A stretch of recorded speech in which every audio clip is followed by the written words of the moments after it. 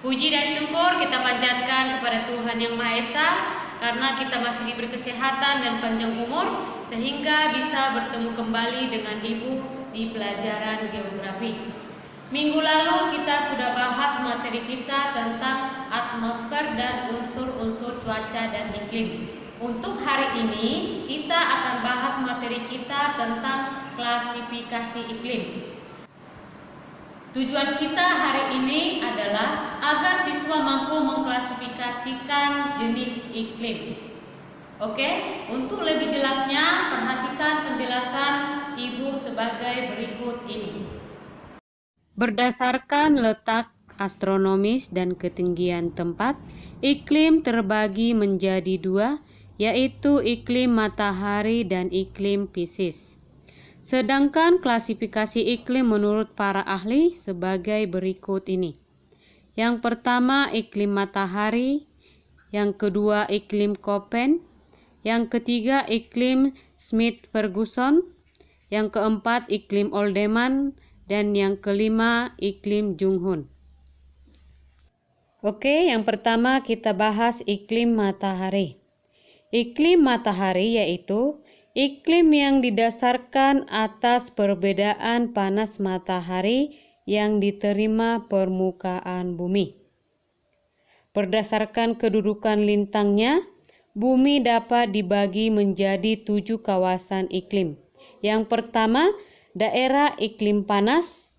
Yang kedua, daerah iklim subtropis utara. Yang ketiga, daerah iklim subtropis selatan. Yang keempat, daerah iklim sedang utara. Yang kelima, daerah iklim sedang selatan. Yang keenam, daerah iklim dingin utara. Dan yang terakhir, daerah iklim dingin selatan.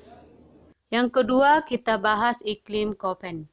Iklim Köppen adalah iklim yang berdasarkan curah hujan dan temperatur.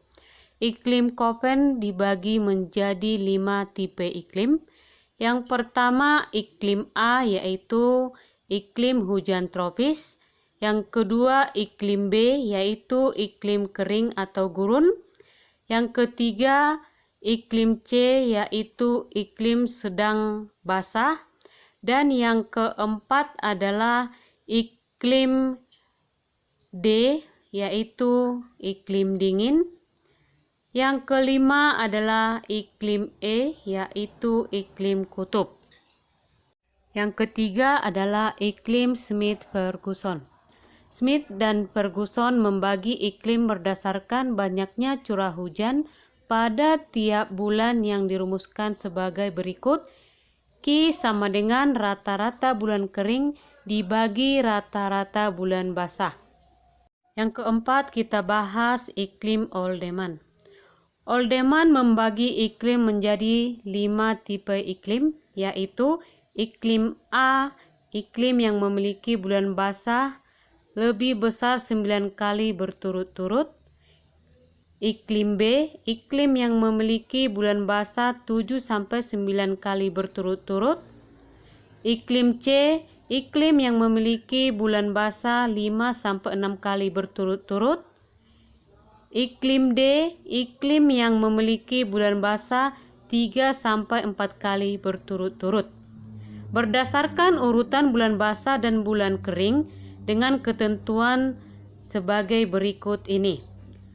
Bulan basah bila curah hujan lebih dari 200 mm. Bulan lembab bila curah hujan 100-200 mm. Bulan kering bila curah hujan kurang dari 100 mm. Yang terakhir, iklim Junghun.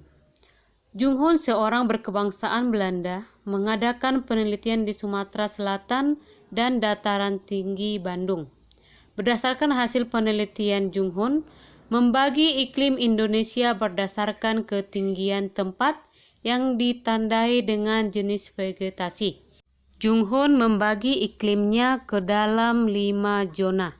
Yang pertama, zona iklim panas dengan ketinggian 0-700 meter. Yang kedua, zona iklim sedang dengan ketinggian 700 sampai 1500 meter. Yang ketiga, zona iklim sejuk dengan ketinggian 1500 sampai 2500 meter. Yang keempat, zona iklim dingin dengan ketinggian 2500 sampai 4000 meter. Yang terakhir, zona iklim salju tropis dengan ketinggian lebih dari 4000 meter. Oke, kalian bisa perhatikan gambar iklim Junghun beserta vegetasi sesuai dengan ketinggian tempat dan pembagian daerahnya.